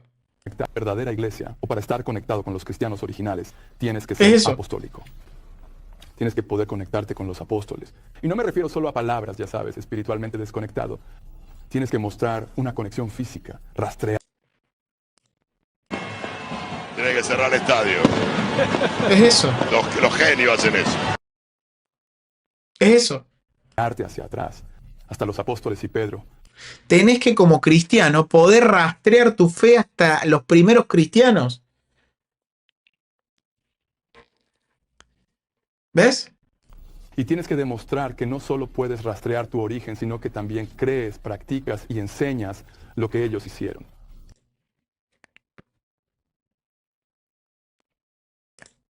Es eso. Como a otra dimensión se murió el diablo. No es difícil de entender. Cristianismo es solo lo que creyeron desde el principio hasta el día de hoy en el desarrollo de esa revelación, en el desarrollo de esa fe. Es eso. Es la fe apostólica. No es lo que cada uno decide. No es lo que cada uno decide. Pablito, responde una también. Vos no respondiste una, Pablo. Respondete una. Dale, sé serio. Sé serio, Pablito. Responde una. Así es como determinas si piensas de sí. No quiero menospreciar al caballero que sentía de esa manera en ese correo electrónico. Yo quiero saber, para conocer a Pablo, yo quiero conocer cuál es la iglesia de Pablo. La nuestra es la católica. Le preguntemos todo a Pablo. Pablo, ¿cuál es tu iglesia? Queremos saber, queremos conocerte más. ¿Cuál es tu iglesia, Pablín? Del que hablaba, pero lamentablemente muestra este hilo entre particularmente los fundamentalistas, una especie de visión antihistórica. Solo tienes la Biblia, eso es todo lo que necesito. Y no necesito saber nada de historia, desde los apóstoles hasta el fundador de mi iglesia local, ya sabes, que terminó en Hechos 28 y continuó en mi iglesia. Sí. Hay 1500 años, 1600 años, a veces 1900 años entre esas cosas. Sí, y esa es la única manera en que la gente puede sostener puntos de vista así. Y es triste pensar cuando dicen que ni siquiera son protestantes. Eso demuestra que ni siquiera conocen la historia y las luchas del siglo XVI. Tomemos a nuestra primera persona que llama Andrea de Illinois. ¿Cuál es tu pregunta para nosotros? Bueno, gracias por su programa. Y yo fui criada como bautista del sur y nos convertimos en 2002. Bienvenida acá. Ahí está, es buenísima. Maravillosa. La de Cristo, dice Pablo. Buenísima. Buenísimo, Pablo, maravillosa. Pero lo que pasa, ¿sabes cuál es, Pablo? Que todas dicen ser la de Cristo. Tenemos un gran problema ahí. Porque vos podés identificar a nuestro pastor, vos podés identificar al Papa de Roma, nuestro pastor, podés identificar nuestra fe, podés saber lo que creemos, vas acá al catecismo y ahí tenés la fe, vas a los dogmas y sabes. Pero nosotros queremos saber cuál es la tuya. ¿Cómo se llama tu pastor, Pablo? Queremos saber, ¿cómo se llama tu pastor? El nuestro se llama León 14. El tuyo, ¿cómo se llama? ¿Y a dónde queda? Porque queremos conocerte. Ya venís al canal, sos bien recibido, te damos la bienvenida. Ahora queremos conocerte a vos, Paulín. Nosotros ya te respondimos nuestra parte, ahora responde vos. Te queremos conocer. Gracias. Solo me preguntaba cómo manejó él el tema de María, el rosario y cosas así. A ver, Gracias, eso. Andrea. Esa fue una fácil para un bautista, ¿verdad, Mary? Bueno, sabes, yo veía tu programa y mucha gente tropezaba con el tema de María. Pero yo, ya sabes, yo tenía una perspectiva diferente sobre eso. Nosotros no tuvimos ese problema con María. Mi esposa y yo realmente no tuvimos ese problema con María. Sabes, cuando finalmente aprendí que, a pesar de los conceptos erróneos, los católicos no adoran a María, que los católicos no la ven como igual a Dios. ¿Cómo que no? Nosotros adoramos imágenes. No adoramos a María. Adoramos a imágenes de María. ¿O no? Cuarto miembro de la Trinidad. No hay cuatrinidad. Sabes, nosotros formamos la doctrina de la Trinidad. Así que no tenemos una cuatrinidad. Y la vemos simplemente como alguien especial. Ah, es buenísima la cuatrinidad. Es buenísima, ¿no? Y que es la Madre de Dios. Así que ella tiene un lugar especial y le damos honor por eso. Y simplemente le pedimos que rece por nosotros. Y una vez que entendí eso, no tropezamos con eso. Lo aceptamos. Claro. Y te diré, creo que tiene algo que ver con mi crianza. Mira, en mi cultura, las madres son muy importantes. Si quieres meterte en una pelea, insulta a la madre de alguien. Y eso era parte de mí. Así que, y en el Día de las Madres en nuestra iglesia, el día más importante del año, llegábamos y se honraba a mamá. Y ella ganaba el concurso porque tenía más hijos, ya sabes. Y además, mi madre es una mujer de oración. Ella te dirá que crió a 10 hijos. En su mayoría nos mantuvimos fuera de problemas. Y ella decía, porque me mantenía de rodillas orando por mis hijos. Así que tuve el ejemplo de una madre que oraba y que tenía influencia sobre mí como hijo. Así que, ya sabes, una vez tuve una pelea con mi hermano y ella dijo, yo dije, ya no le voy a hablar más a mi hermano. Ella dice, bueno, ven aquí y habla con tu hermano. Yo dije, no tengo hermano. Adiós, mamá. Ella dijo, antes de que yo lo dijera, ella dijo, tienes que venir aquí a las 10 en punto. Yo dije, no voy a ir, mamá. Ya no le voy a hablar más. Estuve allí a las 9:30. Porque esa es la influencia de una madre. Así como Jesús no estaba listo para su ministerio, en las bodas de Caná, él dijo, hagan lo que él les diga, háganlo. María señala a Jesús. Así que realmente no tuvimos problemas en aceptar a María. Y si miras Apocalipsis 12, ella es la madre de todos los cristianos. A mi esposa le encanta. Tiene rosarios por toda la casa y también imágenes en la casa. A menudo se convierte. Intelectualmente reconocemos todas esas cosas. Pero a menudo el mayor obstáculo es cuando estamos en privado, en nuestro llamado cuarto de oración, y de repente ahora estamos rezando a María, cuando antes siempre rezábamos a Jesús. Esa suele ser la lucha con esa dificultad, o dijiste que realmente... Esa es una gran dificultad, ¿sí? El tema del rezar a María o a Cristo es una complicación interna, ¿no? Una complicación interna. Mientras tanto le digo que este live va a quedar para miembros y luego lo voy a editar y lo voy a subir en video, ¿sí? Pero va a quedar para miembros. Avanzaste bastante. Lo vi de esta manera, ¿sabes? Le pido a mi pastor que rece por mí. Bien, le pediré a mi madre. Llamé antes de salir de la milla. Voy a Birmingham y oren por mí, dijo. Está bien, sí. Pero también puedo ir a Jesús y rezar por mí mismo y pedirle a Él mismo que rece por mí. Cuantas más oraciones, mejor. Y un jugador justo. Es una comprensión de la comunión de los santos. Quiero decir, esa es toda la base de nuestra comprensión de María. Bien, primero vamos a tomar nuestro correo electrónico. Tenemos otra llamada. Primero iremos al correo electrónico. Dios te bendiga. De Gregory en Milford, Connecticut. Querida Mary Saint. Glenn, acabo de leer en el periódico que se han descubierto más libros de la Biblia. ¿Qué significa exactamente eso? ¿Cómo sabremos cuándo tenemos todos los libros que deberían pertenecer a la Biblia? Eso es extraño porque venía de camino para acá. Me detuve. Hice escala en Atlanta y hablé con mi hermana menor y ella me dijo, hay un artículo en el periódico sobre esos libros perdidos de la Biblia. Y le dije, sabes, no están perdidos. Eso no es nada nuevo. Han existido durante cientos de años. Puedes ir a la biblioteca y leerlos. Esos no son libros perdidos, eran libros que no fueron incluidos. Así de simple. Entonces surge la pregunta, le pregunté, ¿cómo crees que llegamos a tener 27 libros? De entre cientos de evangelios que circulaban en los primeros días de la iglesia, ¿cómo terminamos con 27 libros? Alguien tuvo que decidir. El índice de contenidos no cayó del cielo así nada más. Claro. Así que hay que preguntarse, ¿a quién le confió Dios la tarea de recopilar la Biblia? ¿A quién le confió Dios la... ¿A quién le confió? ¿A quién le confió? ¿A quién le confió? Al Espíritu Santo. ¿A quién le confió la tarea de recopilar libros? ¿Fue el Espíritu Santo que bajó en persona? ¿A quién le confió? ¿Quién fue? ¿Arrio? ¿Quién fue? ¿El Espíritu Santo solo? ¿Lo trajo? ¿Fue el Espíritu Santo vestido de paloma? ¿Quién fue? La decisión sobre esos 27 libros, lo que toda denominación cristiana acepta. Solo había una iglesia en ese entonces. Claro. Así que no hay mucha vuelta, ¿no? La iglesia. Dios usó a la Iglesia Católica y la inspiración del Espíritu Santo para decidir qué libros debían estar en el Nuevo Testamento. Y así se llegó a 27. Y eso fue otra cosa que me impactó. Mi amor por las Escrituras realmente me llevó a la iglesia. Porque mira, yo basé toda mi vida en estas Escrituras, en esos 66 libros de la Biblia. Me guiaba por Apocalipsis 22 como mi norma, que ningún hombre puede añadir ni quitar. Luego descubrí que 7 libros fueron eliminados de la Biblia en el siglo XVI. Claro. Y fue, Claro. así fue. La Biblia original tiene 73 libros y se basaba en la Septuaginta, que se terminó en el año 1100 a.C. Así que la Biblia en tiempos de los apóstoles era la Septuaginta. Después se añadieron esos 27 libros y tuvimos 73. Nadie puede quitar esos libros. Claro. Si alguien quita o añade libros cuando ya lo estableció así la iglesia, ¿viene de Dios? ¿Quién tiene la potestad para hacerlo? ¿Lutero y sus amigos? ¿Sí? ¿Le fue dada por Dios esa autoridad?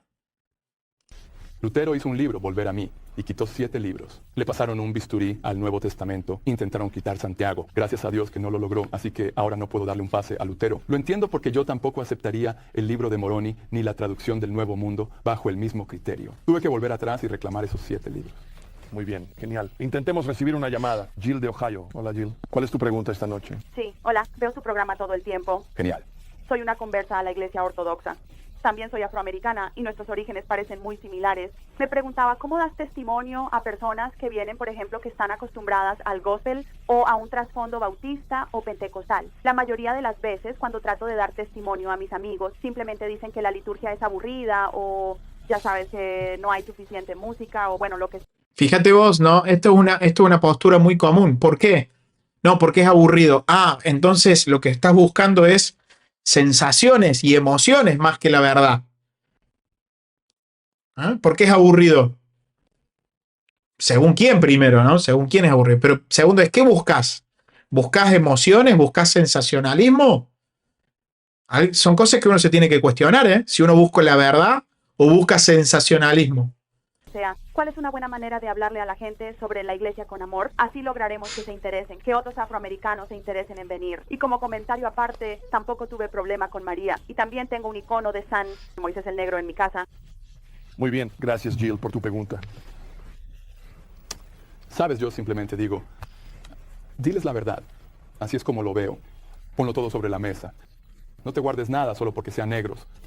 No asumas que porque son negros no pueden entender. No supongas que hay que diluir el mensaje porque no lo van a comprender. Y no tengas miedo de que te rechacen por algunas cosas que digas. Expon la verdad. Un método probado por el tiempo funciona para negros, blancos, para todos. Expon la verdad y deja que el Espíritu Santo tenga la oportunidad con toda la información de la iglesia. Porque de todas formas algún día lo van a descubrir. Y entonces, eso pone la responsabilidad en ti. Eso significa que tienes que compartir tu fe. Eso significa que tienes que conocer tu fe y luego tienes que vivir tu fe. Porque a veces, ¿cuál es tu dicho? Predica el evangelio siempre y a veces usa palabras. Así que yo diría, solo cuéntales y ellos vendrán. Yo vine. Y luego, más allá de eso, creo que tienes que preguntarte, creo que la pregunta más amplia es, ¿qué haces cuando ya has venido? ¿Cómo lo retienes? Sabes, estoy completamente de acuerdo con eso porque... Y el diablo se ríe un poco, ¿verdad? Porque el diablo nos hace enfocarnos en nuestras excentricidades. Y dice, no voy a poder superar esto o aquello con el Evangelio. Y de todos modos es realmente la gracia la que convierte. Solo tenemos que confiar en la obra del Espíritu. Yo uso el principio de Pedro para la evangelización. Creo que es 1 Pedro, creo que es el 3, donde dice, no tengas miedo. Eso es lo que dice. Básicamente, estoy parafraseando un poco. No tengas miedo. Él dijo, y prepárate para el rechazo. Sin embargo, tu trabajo es mantener a Cristo en tu corazón y estar siempre listo para dar una razón, una respuesta de por qué tienes esta esperanza. Pero hazlo con amabilidad y reverencia, porque a veces se nos olvida eso. Y creo que después de eso, dejas el resto al Espíritu Santo. Bien, vamos a tomar otro correo electrónico. Este viene de Carol y Jesús en Texas. Compártenos cómo te sentiste la primera vez que te diste cuenta de que la Eucaristía es el cuerpo y la sangre de Cristo. Es un poco diferente a cómo te sentías como bautista. Sí. Y esa es una de esas cosas que, ya sabes, te hacen una pregunta al final del día, ¿sabes? Y como que me tomaron por sorpresa. Y siempre me he preguntado sobre eso. Cuando era ministro bautista, recuerdo que una vez me metí en problemas porque no había sido ordenado y estaba cubriendo a alguien y distribuí la comunión. Y él no puede hacer eso. No está ordenado. Luego, cuando fui ordenado, llegué a mi nueva iglesia y el pastor me dijo, me voy de la ciudad y cuando no dejes que el diácono tal y tal maneje la comunión porque no está ordenado, no dejes que nadie la tome si no está bautizado. Anúncialo. Yo me dije, ¿cuál es el gran problema? Son solo galletas y jugo de uva. Es simbólico. ¿Por qué tanto alboroto sobre quién puede tomarlo y quién puede manejarlo? No parecía tener sentido. De hecho, déjame preguntarte, como bautista, ¿crees en la regeneración bautismal? Quiero decir, el punto es... ¿Te refieres? Excelente pregunta. En cuanto a, quieres decir, está bien, entiendo a qué te refieres. Pero el bautismo no era manifestación externa de obras internas. Si no son bautizados. Si no han sido bautizados. Manifestación externa de obras internas. ¿Por qué te preocuparía algo que no tiene efecto? Es algo simbólico, pero tienes que hacer otra cosa simbólica antes de poder hacer la cosa presimbólica. Quiero decir, es solo que no veía por qué tenías que ser bautizado. De todos modos, solo era un recordatorio. Y bueno, de todas formas, cuando yo tampoco encajaba con las escrituras, me di cuenta, sabes, vi en Juan 6 que Dios realmente quería, que Jesús realmente quería que comiéramos su cuerpo y bebiéramos su sangre. No encajaba con 1 Corintios 10, donde dice, esto es la participación con el cuerpo, y 1 Corintios 11, donde dice que si no disciernes si es el cuerpo, puedes enfermarte o incluso algo peor. Así que cuando me di cuenta de que era el cuerpo y la sangre de Cristo, sabes, eso me acercó más. Ya había Ese es el punto en cuestión. tenido una manera intelectual y espiritual de acercarme a Dios. Ahora tenía una forma física de acercarme a Dios. Y es como, creo que Gregorio el Grande lo expresó de la mejor manera. Él dice, cuando recibes la Eucaristía, te conviertes en lo que recibes. Así que cuando recibí el cuerpo de Cristo, me convertí en el cuerpo de Cristo. Creo que no se puede estar mucho más cerca que eso. Así es como lo hacemos. Tenemos algunos correos electrónicos excelentes. Es No eso. creo que podamos acudir a ellos por falta de Es tiempo. Para cerrar, ¿cómo dirías que, de qué manera el hecho de hacerte católico te ha acercado más a Cristo? Te ha acercado más a Cristo. Acabo de describir una, por supuesto la Eucaristía y el sacramento. Pero también creo la comunión de los santos. Sabes, antes no tenía el acceso que tengo ahora, porque ahora conozco a los buenos amigos de Dios. Conozco a su madre. Sabes, si quieres acercarte a mí, acércate a mi madre. Así ¿Qué dijo? Sabes, antes no tenía el acceso que tengo ahora, porque ahora conozco a los buenos amigos de Dios. Conozco a su madre. Sabes, si quieres acercarte a mí, acércate a mi madre. ¡Blasfemia! ¡Blasfemia! ¿Acaso ser amigo de los santos me hace ser más amigo de Dios? ¿Ser amigo de los santos me hace ser más amigo de Dios? Sí, por razones obvias. ¿Por qué? Por la misma razón que cuando amamos a la familia de alguien, me hace amar también, me hace ser más amigo de ese familiar X. Ser amigos de los santos me hace ser más amigo de Dios. Por la misma razón que amar, por ejemplo, si yo amo a la familia de Elcita Reyes, por ejemplo, soy más amigo de Elcita Reyes. Si yo amo a la familia de Nancy, soy más amigo de Nancy. ¿O no? ¿No es lógica pura? ¿No es razonable que si yo amo a la familia de Nancy, eso me hace más amigo de Nancy? ¿Por razones lógicas? Si amo a quienes Dios ama, si me uno a quienes Dios ama, ¿no estoy más unido a Él? Lo vuelvo a decir. Si amo a quienes Dios ama y si me uno a quienes están unidos a Él en el cielo, no solo que no me alejo, sino que me acerco más, ¿o no? ¿O estoy diciendo algo que no? Si me uno a si amo y me uno más a quienes Él ama y está más unido Él, no solo que no me alejo, sino que me acerco más, ¿o no? ¿O no? Los santos no compiten con Dios, sino que los santos, por el hecho de ser santos, glorifican a Dios. Pregunto, ¿los santos no glorifican a Dios? Sí. ¿Con qué? Con sus vidas. Y si yo me acerco más a quienes glorifican más a Dios y están más cerca de Dios, ¿me estoy acercando más al corazón de Dios o no? Si yo me acerco más a la familia de María, estoy siendo más amigo de María, ¿o no? Mira, ahí está Gustavito. Gustavito, te mando un abrazo grande. Tuvimos una conversación con Gustavo. No, tuvimos varias conversaciones con Gustavo. No me acuerdo cuántas. Pero yo le pregunto a Gustavo, si yo no tuve todavía el gusto de conocer a la familia de Gustavo, pero sé que en una conversación que tuvimos estaban atrás, voy a contar algo que él no me va a retar por contarlo, sé que no me va a retar, pero él estaba hablando conmigo y lo estaban esperando para comer. Lo estaban esperando sus hijas y su esposa. Entiendo yo.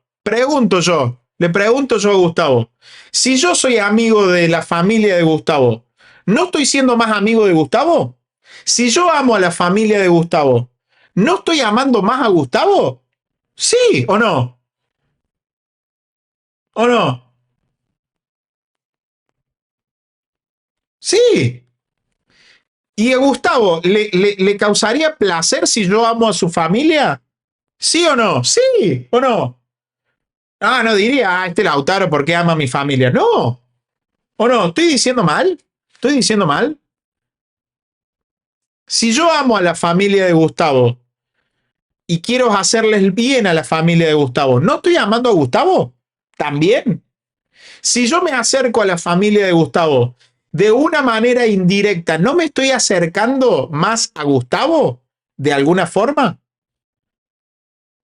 ¿Estoy diciendo algo que no es? Si los santos son amigos de Dios y están en presencia de Dios, son su familia, son su obra y han hecho la obra de Dios, al acercarme a los santos, ¿no me estoy acercando más al corazón de Dios como en nuestras relaciones cotidianas? Yo creo que sí. Yo creo que sí o no.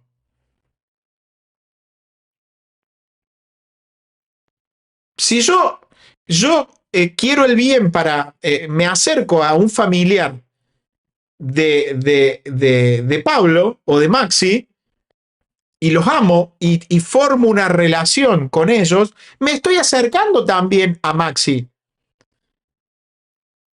Y si es la familia de Maxi, me estoy acercando a Maxi. Ahora la pregunta es, ¿con la familia de Dios no sucede así también? Sí, ¿por qué no? Amar a la familia de Dios y pedirle intercesión a la familia de Dios me hace amigo de Dios. Me hace amigo de Dios.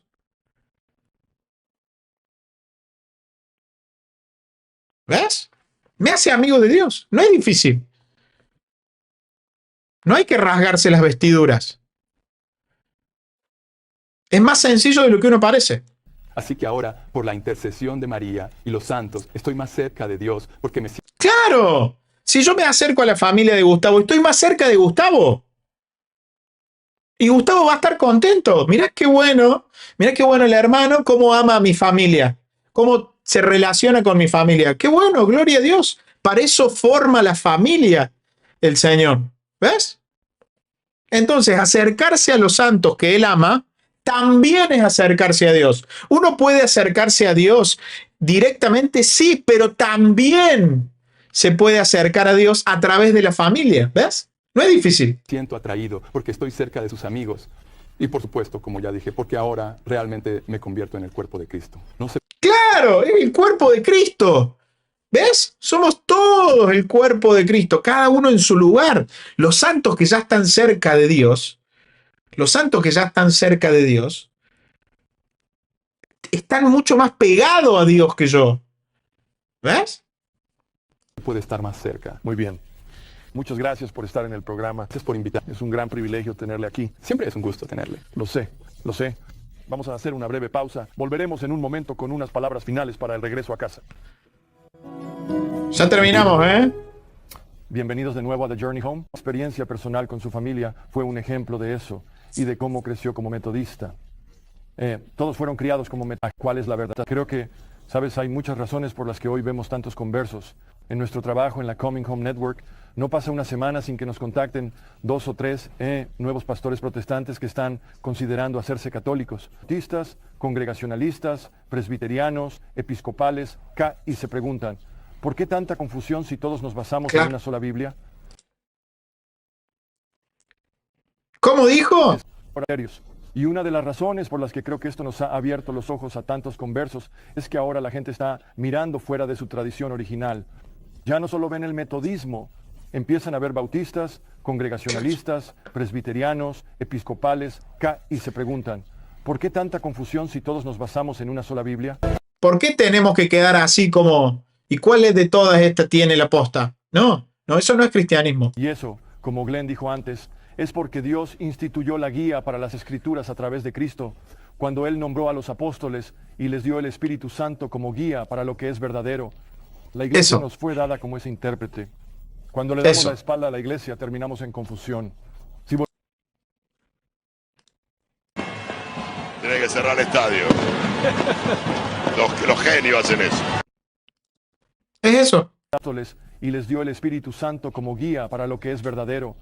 La iglesia nos fue dada como ese intérprete. Cuando le damos la espalda a la iglesia, terminamos en confusión. Si volvemos a la iglesia, escuchamos la guía de la inspiración del Espíritu.